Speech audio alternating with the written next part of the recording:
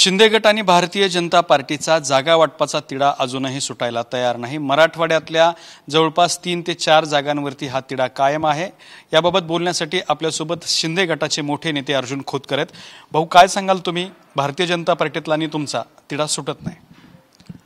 मुळामध्ये जे काही चाललं वरच्या पातळीवर हे फार चांगलं आहे असं मला खालच्या लोकांची चर्चा आहे। ज्याच्या जागा आहेत त्याच्या जागा त्याला सुटल्या पाहिजेत ही एक रास्त भावना आहे। जी काही आमचे खासदार माननीय शिंदे साहेबांसोबत भारतीय जनता पक्षासोबत गेलेत, मला असं वाटतं की त्यांच्या बाबतीमध्ये खोडा घालणं हे न्यायसंगत नाही।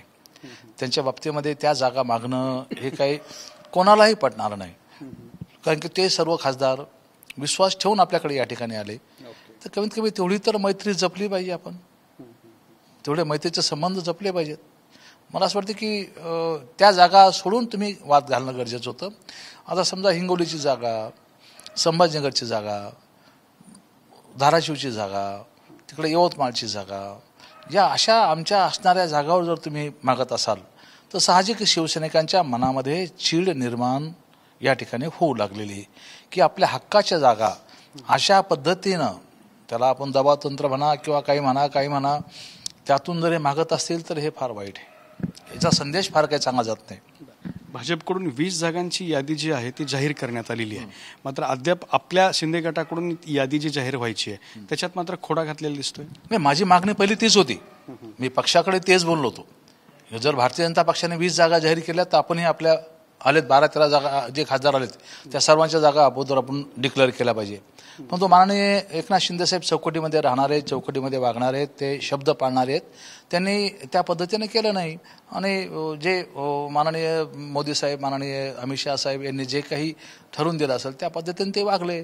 खरं तर तसं काही करायची गरज होती असं मला वाटत नाही। आपल्या ज्या जागा आहेत, जे खासदार आपल्याकडे आलेत त्या सर्वांच्या किंवा त्यांच्या ठिकाणी जे कोणाला द्यायचं त्यांना त्या जागा जाहीर करून टाकायला पाहिजे होत्या माननीय शिंदे साहेबांनी।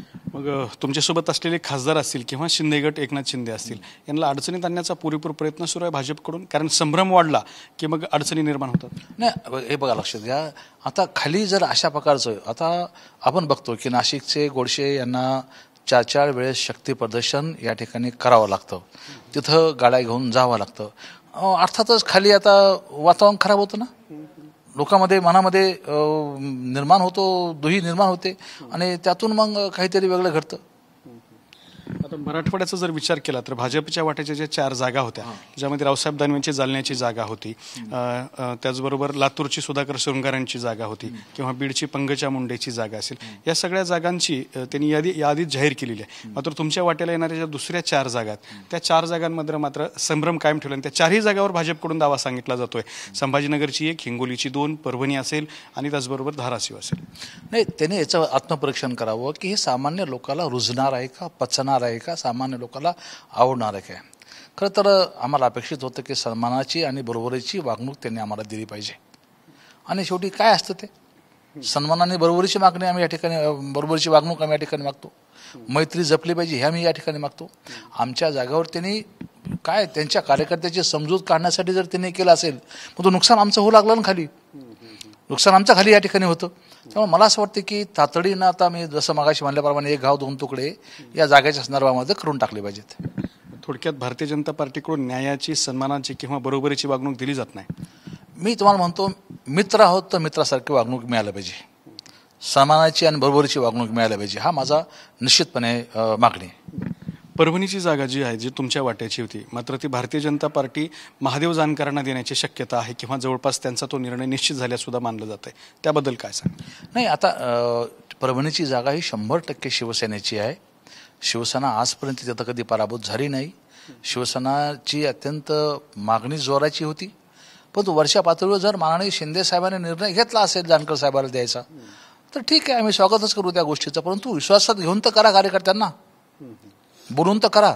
जी माननीय शिंदे साहेबांनी निर्णय घेतला असेल, माननीय देवेंद्रजीने निर्णय घेतला असेल तर आम्ही ठीक आहे कार्यकर्ते म्हणून काम करू, माननीय जानकर साहेबांना विजयी करू, पण तो कार्यकर्त्याला विश्वासात न घेता जरी झालं तर त्याचे दुष्परिणाम खाली दिसायला वेळ लागणार नाही। जसं हे सगळे भारतीय जनता पार्टीकडून तुमच्या या 4 जागांवरती दावा सांगितला जातो, मात्र पाठीमागच्या वेळेला जालना लोकसभेच्या जागेवरती तुम्ही स्वतः दावा सांगितला होता. आता काय म्हणत आहे तुमच्या? नाही, आता बघा, मागच्या वेळेस स्वतः दावा 100% मी उभा राहणार होतो. चित्र काही वेगळं झालं असतं, हेही सत्य आहे. परंतु आता त्यावेळेस माननीय उद्धवसाहेब ठाकरे, माननीय देवेंद्रजी यांनी माझी समजूत काढली आणि मी मान देणारा व्यक्ती आहे, मी कोणाचा अवमान करणारा माणूस नाही. आणि त्यावेळेस प्रामाणिकपणे मी, माझी मिसेस, माझी मुलं, माझी मुलगी, माझे भाऊ, माझा संपूर्ण इंटायर परिवार सर्वांनी ग्राउंडवर उतरून काम केलं आणि विजयी त्यांना त्या ठिकाणी निश्चितपणे विजयामध्ये हातभार आम्ही त्या ठिकाणी लावला. आत्ताही माननीय देशाचे पंतप्रधान माननीय मोदी साहेब यांना पंतप्रधान करायचं, आता आम्ही निश्चितपणे ते करू. परंतु शेवटी माणसाला लागतं काय आयुष्यामध्ये? 4 शब्द प्रेमाचे लागतात. तोंडावर एक बोलायचं, माघारी एक बोलायचं, हे कुठंतरी माणसाच्या मनाला, हृदयाला टोचतं. आणि मला असं वाटतं की ते काही बोलले, काही झालं तरी आम्ही निश्चितपणे काम करू. आमचा धर्म आहे, तो धर्म आम्ही पाळू.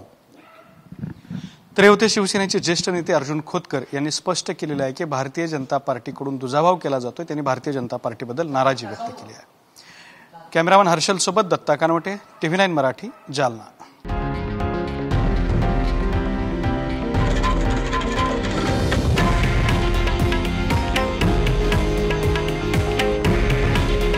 हे आहे देशातील नंबर 1 न्यूज नेटवर्क आणि आपण पाहत आहात TV9 मराठी. काळजी तुमची, हित महाराष्ट्राचं.